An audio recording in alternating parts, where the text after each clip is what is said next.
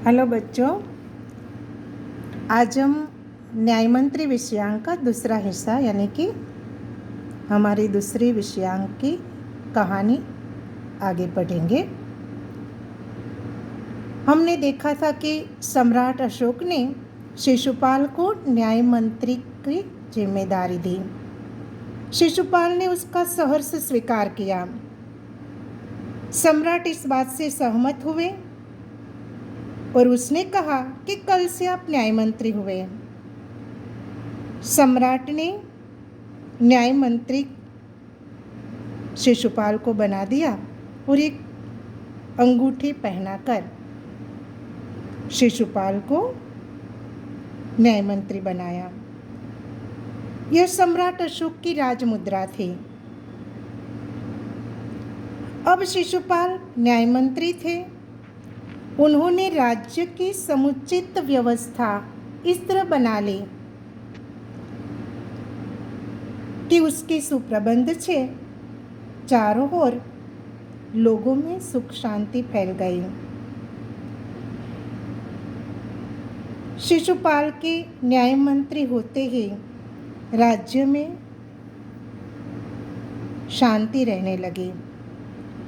किसी को किसी बात की कोई शिकायत नहीं थी, कोई भय नहीं था।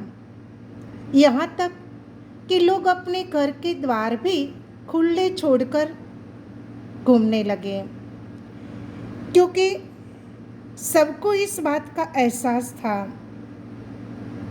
कि अगर अपराध करेंगे तो अवश्य पकड़े जाएंगे और अगर पकड़े जाएंगे तो दंड अवश्य होगा। और शिशुपाल के इस सुप्रबंध व्यवस्था से चारों ओर उसकी प्रशंसा होने लगी। यानी कि शिशुपाल ने सम्राट अशोक के राज्य में न्यायमंत्री बनकर न्याय का डंका बजा दिया।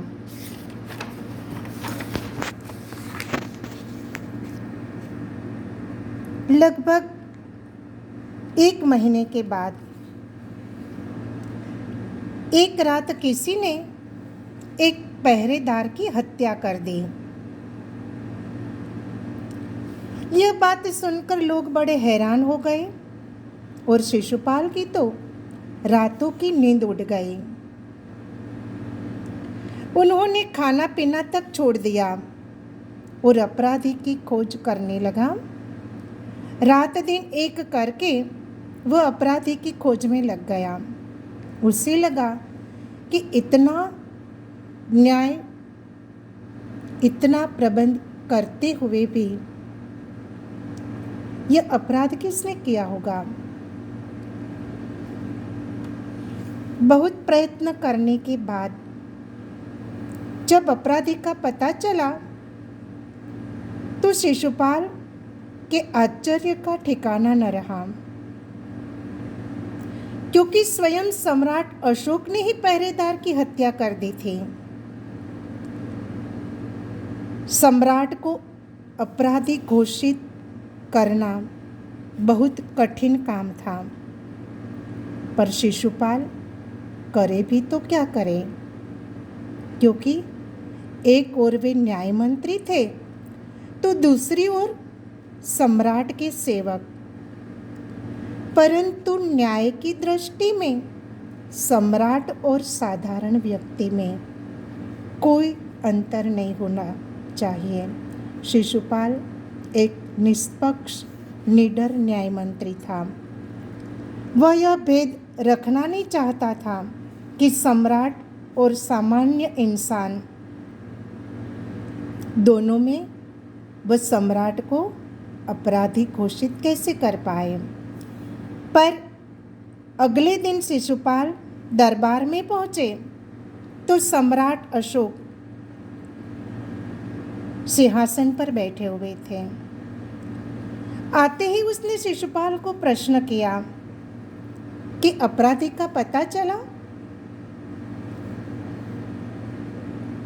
न्यायमंत्री ने साहसपूर्वक कहा कि जी हाँ, चल गया।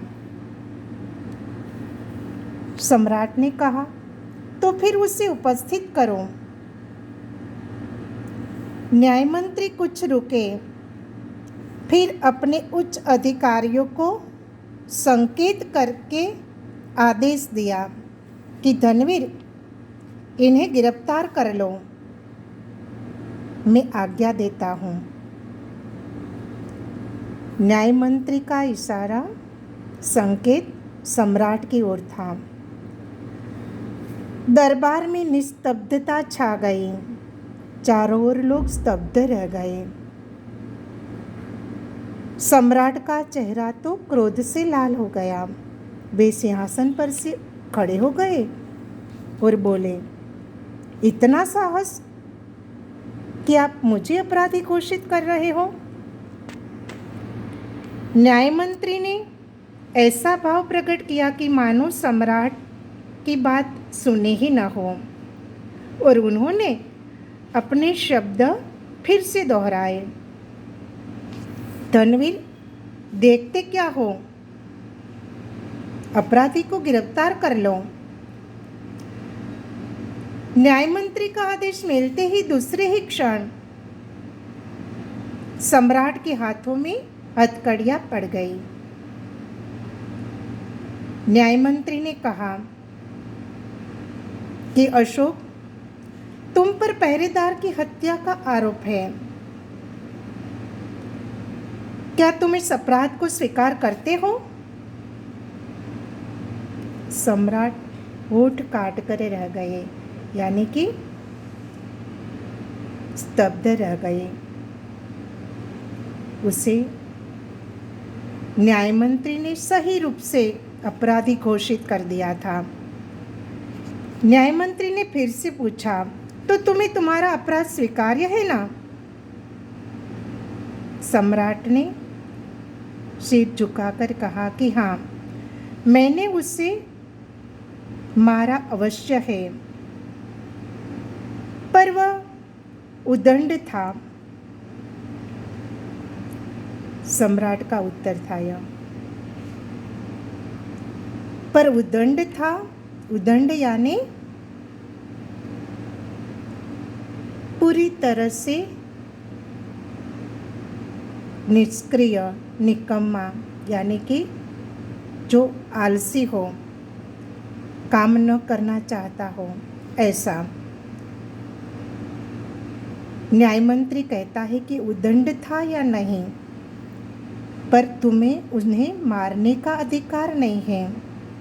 वह एक राज्य का कर्मचारी था। तुम्हें हत्या करने का अधिकार नहीं था। तुम अपराधी हो, तुम्हें मृत्युदंड दिया जाता है। न्याय मंत्री ने निर्णय दिया। सम्राट अशोक अपराधी घोषित हुए। उन्हें अपने अपराध का स्वीकार किया और यह भी बताया कि वह आलसी था, उदंड था, इसलिए मैंने उसे मार दिया।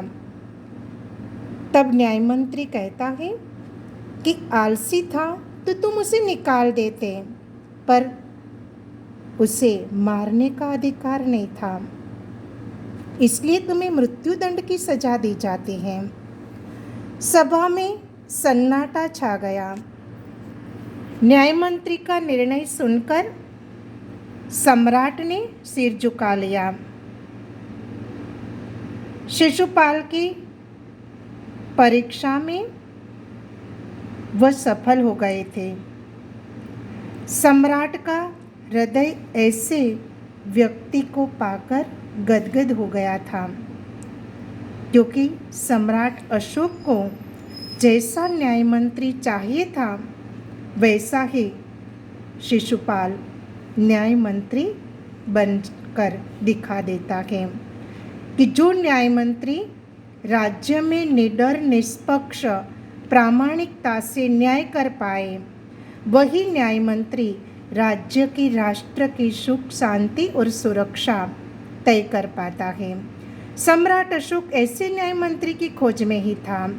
आज शिशुपाल ने उसे यह दिखा दिया कि उसके लिए राजा यानी कि सम्राट और एक साधारण इंसान दोनों एक जैसे हैं। अपराध जिसने भी किया हो, अपराधी को दंड अवश्य मिलना चाहिए, फिर वह सम्राट ही क्यों न हो। तभी न्याय मंत्री का संकेत पाकर एक कर्मचारी सम्राट अशोक की एक सोने की प्रतिमा लेकर उपस्थित हुआ। न्याय मंत्री ने खड़े होकर कहा कि सज्जनों, यह सच है कि न्याय मंत्री हूं मैं, और यह भी सच है कि अपराधी को दंड मिलना चाहिए, परंतु अपराधी और कोई नहीं, स्वयं सम्राट है। और शास्त्रों में, हमारे धर्म में यह कहा जाता है कि राजा ईश्वर का रूप होता है, इसलिए उसे ईश्वर ही दंड दे सकता है। अतएव मैं आज्ञा देता हूँ कि सम्राट को चेतावनी देकर छोड़ दिया जाए। अपराध तो उसने किया है, पर उसे दंड ईश्वर देगा। हमारे लिए सम्राट स्वयं ईश्वर का स्वरूप माना जाता है, इसलिए हम दंड घोषित कर सकते हैं, पर उसे चेतावनी देकर छोड़ दिया जाए और उसके स्थान पर इस सोने की मूर्ति को फांसी पर चढ़ा दिया जाए, जिससे लोगों को शिक्षा मिले कि अपराध राजा ने किया हो तब भी उसे यहाँ पर नहीं, पर ईश्वर तो अवश्य सजा देगा। इसलिए अपराध करने वाला दंड से बच नहीं पाएगा, चाहे वह राजा क्यों न हो। न्याय मंत्री का न्याय सुनकर लोग जय जयकार करने लगे। जब सब लोग चले गए, तब शिशुपाल ने राजमुद्रा सम्राट अशोक के हाथ में रखते हुए कहा कि महाराज, यह राजमुद्रा वापस ले लो, मुझसे यह बोझ नहीं उठाया जाएगा। शिशुपाल ने सम्राट अशोक के सामने राजमुद्रा देते हुए कहा कि अब आप वापस ले लो। सम्राट अशोक ने बड़ी सम्मान भरी दृष्टि से शिशुपाल की ओर देखते हुए कहा कि आपने तो मेरी आंखें खोल दी। आपका साहस प्रशंसनीय है। यह बोझ आपके अलावा और कोई नहीं उठा सकता। सम्राट अशोक गदगद होकर शिशुपाल को फिर से न्याय मंत्री बनने के लिए आदेश देता है और न्याय मंत्री यानी कि शिशुपाल निरुत्तर हो जाते हैं। यह थी न्याय मंत्री कहानी, जिससे हमें यह बताया गया है कि राज्य में जितना न्याय निष्पक्षता से होगा उतने अपराध कम होंगे। कोई भी राष्ट्र में अगर अपराध कम करना हो तो शिशुपाल जैसा निडर, निष्पक्ष और प्रामाणिक न्याय मंत्री होना चाहिए, जो न्यायतंत्र पर हमारा विश्वास दृढ़ कर देता है। अपराध करने वाला डरना चाहिए कि मैं दंड से नहीं बच पाऊंगा, और जो अपराध नहीं करता उससे कभी दंड नहीं मिलता, यानी कि वह भी निश्चिंत होकर जी सकता है कि अगर हमने कोई अपराध किया ही नहीं तो हमें दंड कभी भुगतना नहीं पड़ेगा। तो यह था हमारा दूसरा विषयांक, न्याय मंत्री, जिसके रचयिता थे सुदर्शन जी। आप सबने इस विषयांक को अच्छी तरह से पढ़कर, सुनकर, उसके वीडियो देखकर जो गृह कार्य दिया जाए उसके उत्तर लिखने होंगे। बच्चों, वर्तमान परिस्थिति की वजह से शायद आपके पास अभी तक किताबें न हो।